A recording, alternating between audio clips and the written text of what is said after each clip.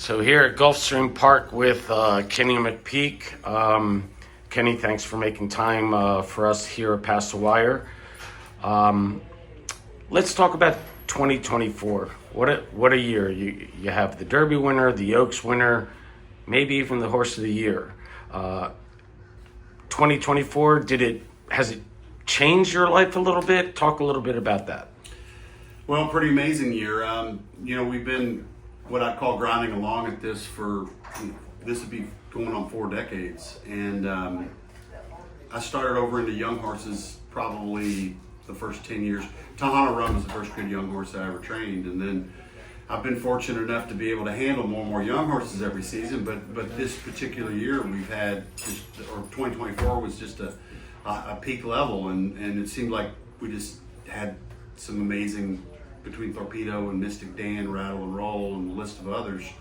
But it kind of harbors back to when we had Take Charge Lady and Repent, Harlan's Holiday, and Serato back in the early 2000s.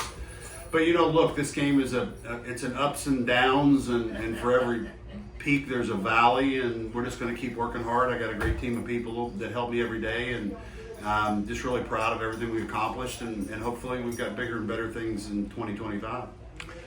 So one of the great things is you've kind of shared the year with social media, with everybody, with Thorpedo Anna, with Mystik Dan. Your campaign for 2025 with both of them. Can you touch a little bit about what we're going to see in the future? Well, let's start with Mystik Dan. It was what I'd call not a great start. I wasn't thrilled with the race in California. I think I really felt like I had him ready, but at the same time, maybe I didn't. I don't know. He's actually here in the corner stall, just a few feet away from us, and he's happy and he's healthy, and so we're going to somewhat on a regroup mode with him. I'm contemplating running in the Pegasus here in a few weeks, and he's going to have to take us there. We've got almost 3 weeks until that race, but this is a lovely horse, and I think maybe the distance was wrong for him in California, and the logistics of shipping was very difficult.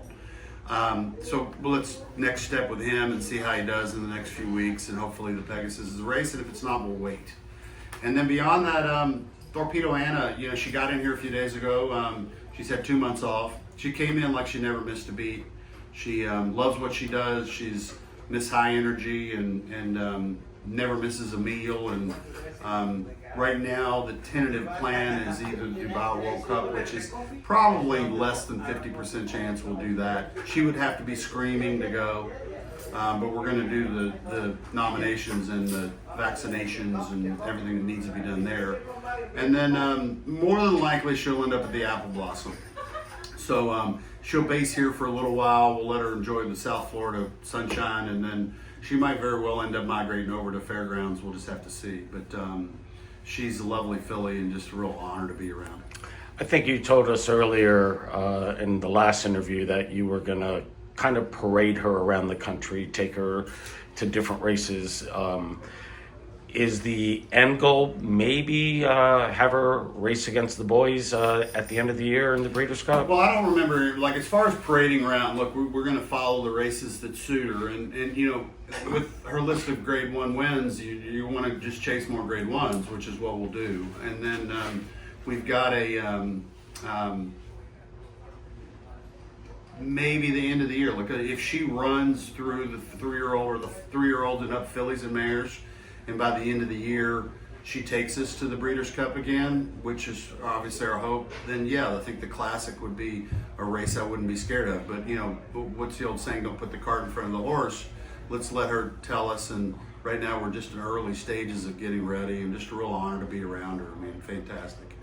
All right, so we just talked about it as well, that you went over to Europe a little while back, and you bought a few horses out there.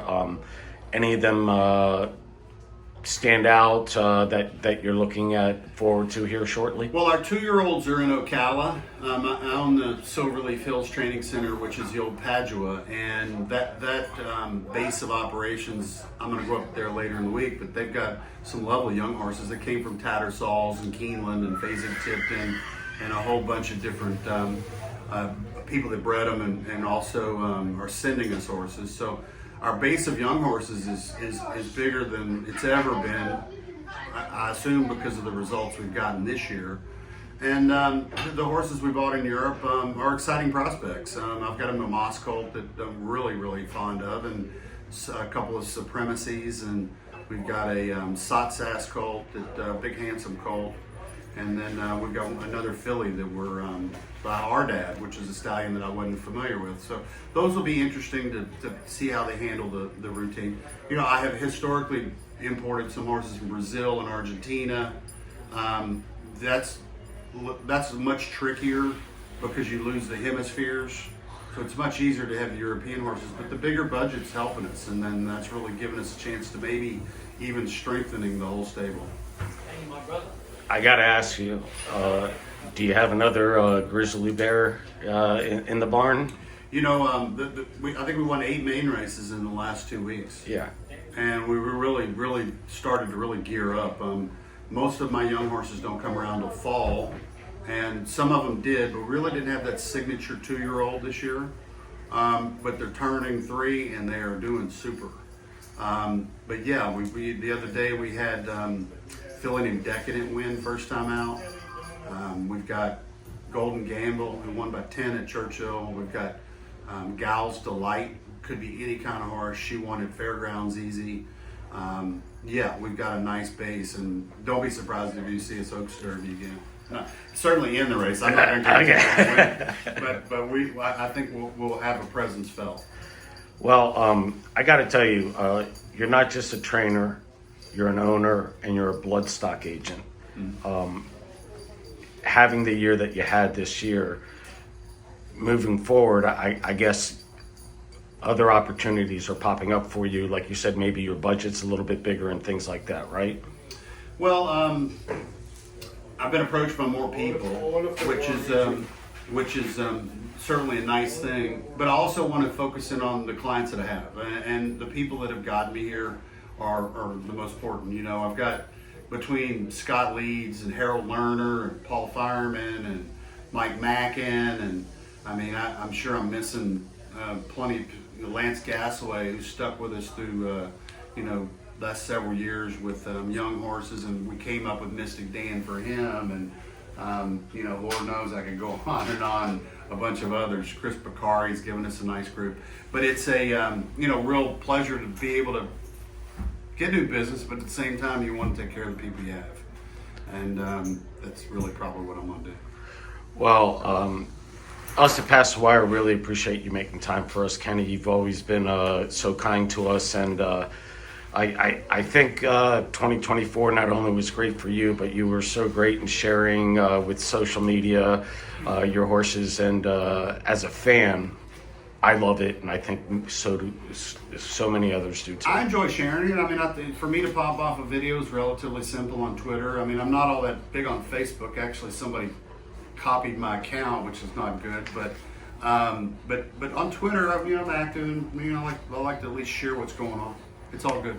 All right. Well, we appreciate it. Best of luck this year with your young horses and with Thorpedo Anna and Mystik Dan. Sounds good. See you at the Thanks. races. Yep.